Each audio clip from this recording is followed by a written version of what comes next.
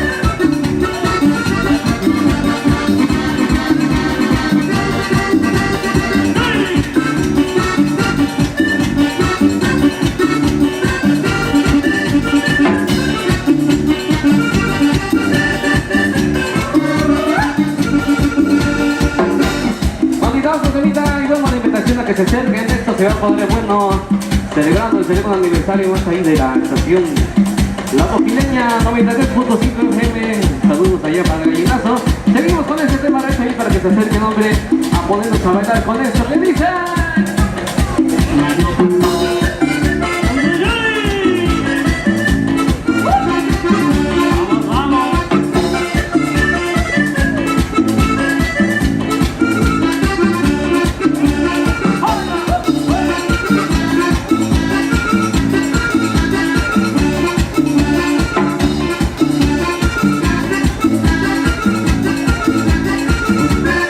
Voy a decirle lo que yo siento, que no caer en la